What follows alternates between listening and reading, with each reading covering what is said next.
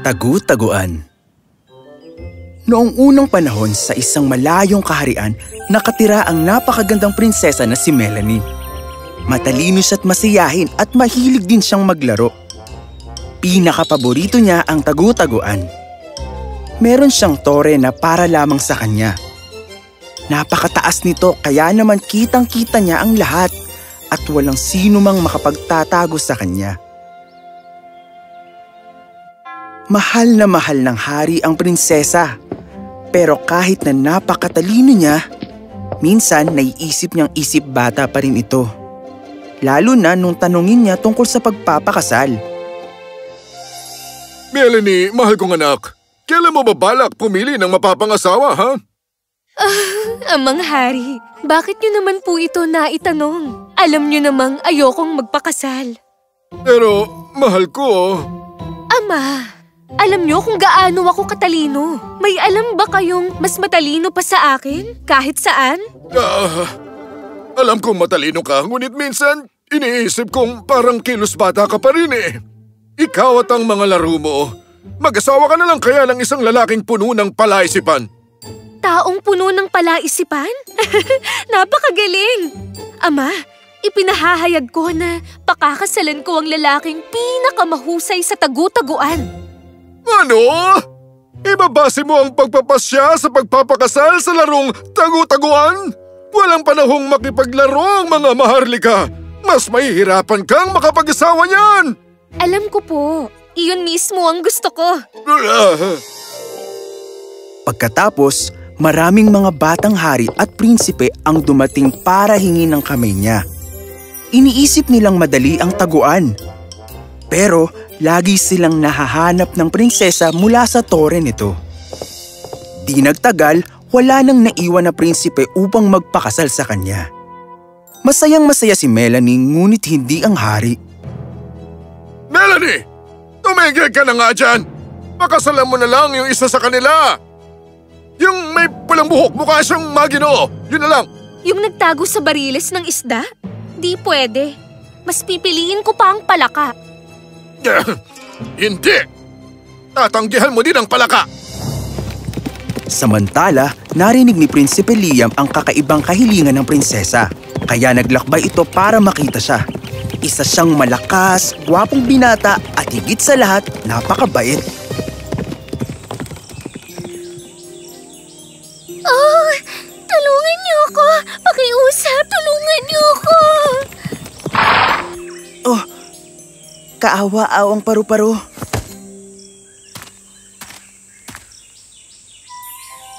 Ayan, malaya ka na. Oh, salamat sa'yo, Ginoo. Habang buhay ko itong ipagpapasalamat. Wala yun. Masaya akong nakatulong sa'yo. Napakabuti mo. Kaya naman, sa tuwing may problema ka, lumapit ka at tutulungan kita. Sa ngayon, aalis na ako. Toodaloo! Lumipad na palayo ang paru-paro at nagpatuloy naman ang prinsipe. Maya-maya pa, narinig niyang may sumisigaw sa sakit. Pako! Ang sakit-sakit! Sinong nariyan? Tulong! Tulungan niyo ako pakiusap! Tumingin si Liam sa paligid at nakita niya ang maliit na paa ng kuneho na naipit sa mga ugat ng isang puno. Kawawang kuneho. Mukhang masakit nga yan. Teka, tulungan na kita. Dahang-dahang inalis ni Liam ang paa ng kuneho. Aray ka! Pero, kuneho... Aray! Sobrang sakit! Wag! Tapos na ba? Oh, malaya na ako! Yun oh! Ibanihuhu! Ang galing! Paano ako makakaganti sa'yo, ha? Siguro, mag-ingat ka na lang. Maraming salamat! Napakabait mo talaga! Ngayon, kapag dumating ang oras na kailangan mo ako, hanapin mo lang ako at aasahan mong matutulungan kita hanggang sa muli! Masaya itong tumalon paalis dahil sa tulong ni Liam. Napangiti si Liam at nagpatuloy na. Habang papalapit siya sa gilid ng kagubatan, nakita niya ang agila. Pagod ito at gutom na gutom. Labis na nalungkot si Liam.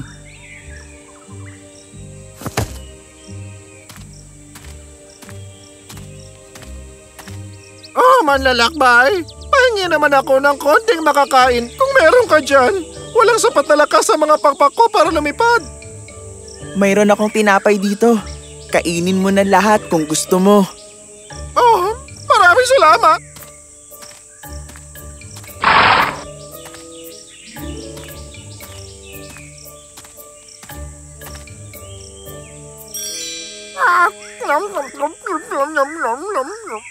Naubos agad ng agila ang tinapay at bigla itong sumigla.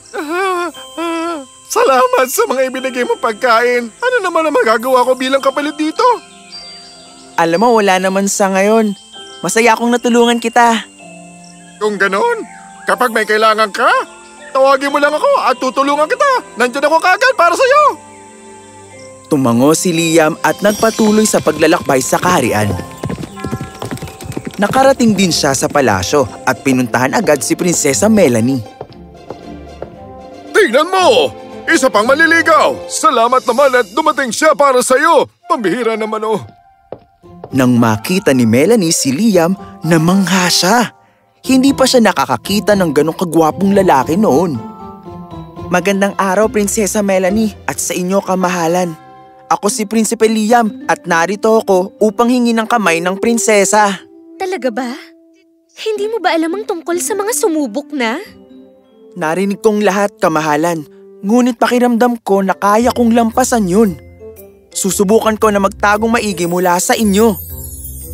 Nagulat si Melanie sa kumpiyansa ni Liam. Sige, simulan na natin. Umalis ka na at magtago. Paalala lang, kahit gaano kalawak ang kaharian, siguradong mahahanap pa rin kita. Ngumiti na lang si Liam at umalis. Siya na nga! Ang prinsipeng pakakasalan mo! Siyempre hindi. Mahahanap ko din siya agad. Samantala, agad na hinanap ni Liam ang agila.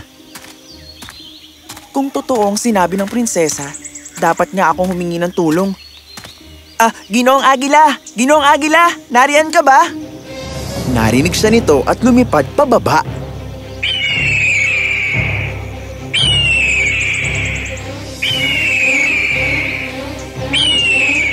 Kumusta? Ano magagawa ko para sa'yo? Kailangan kong magtago kay Prinsesa Melanie. Matutulungan mo ba ako?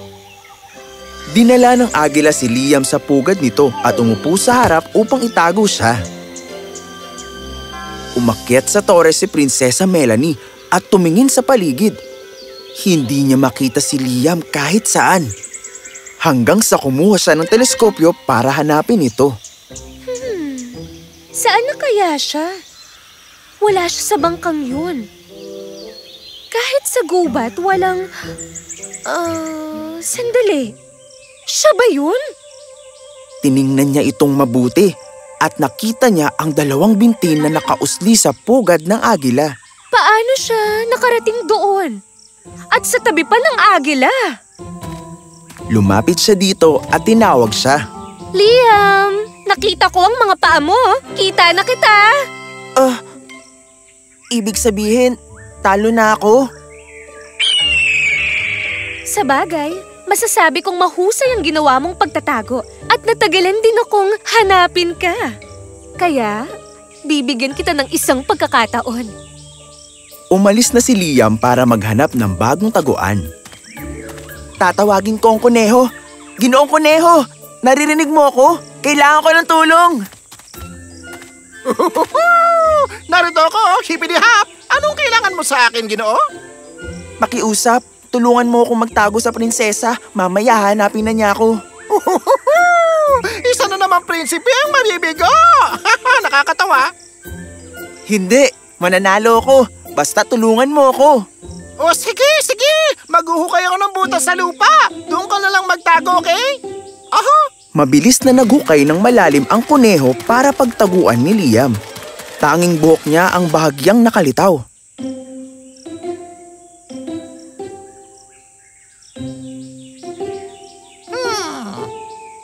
Kung lalagyan ko ko ito ng mga bulaklak, magmumukha itong magandang mapulang damuhan.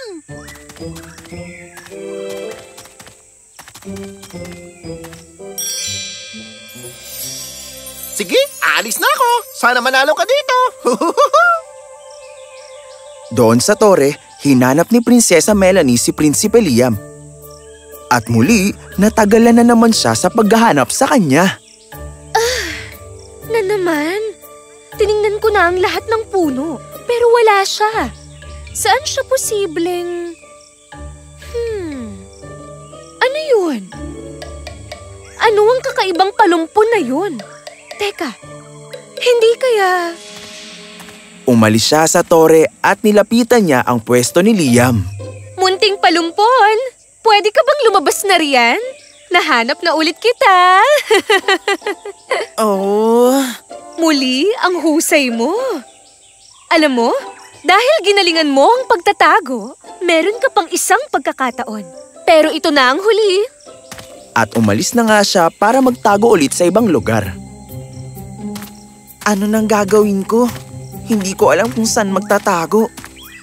Oh, kamusta? Ikaw yung tumulong sa akin. Anong problema? Bakit balisa ka? Ikinuwento ni Liam sa paru-paro ang lahat. Tutulungan kita. Alam mo kasi, ako ang tagapag-alaga ng kagubatang ito. Bibigyan kita ng magagamit mo. Kainin mo ito at isipin mo ang kahit anong gusto mo. Kaya agad namang kinain ni Liam iyon. At sa isang saglit, naging isang palaka na siya. Ew! Yan ba talaga ang gusto mo? Kahit ang prinsesa, hindi ka magugustuhan. Kokak.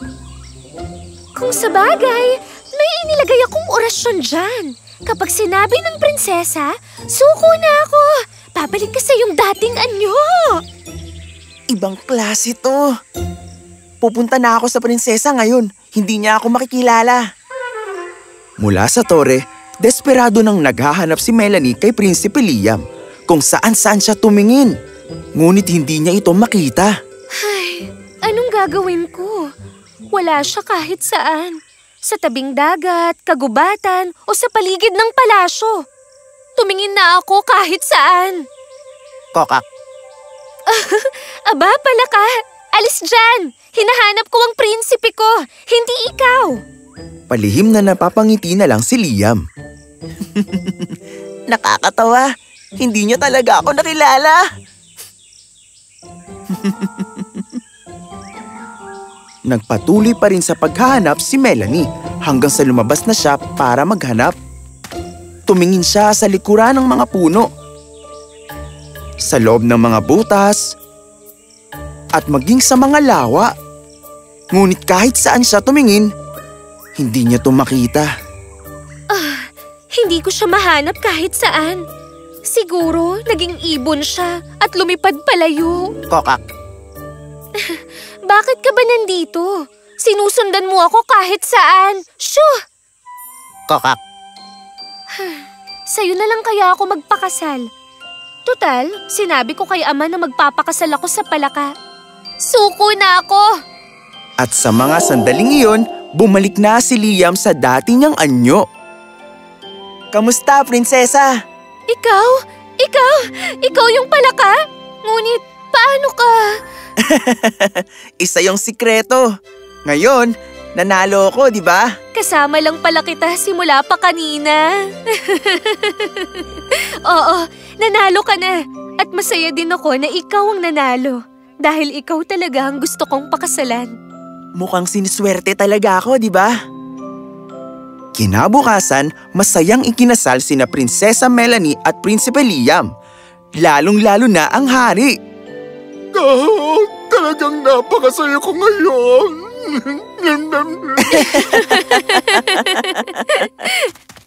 At ang palaka, ang agila, at paru-paro ay mga panauhin din sila doon sa palasyo dahil sinabi ni Liam kay Melanie kung paano siya nanalo. Salamat na lamang at hindi siya nagalit at naanyayahan pa sila sa kasal. O siya, kailangan ko rin tapusin ang kwento at namnamin ang pagkain ko. Paalam!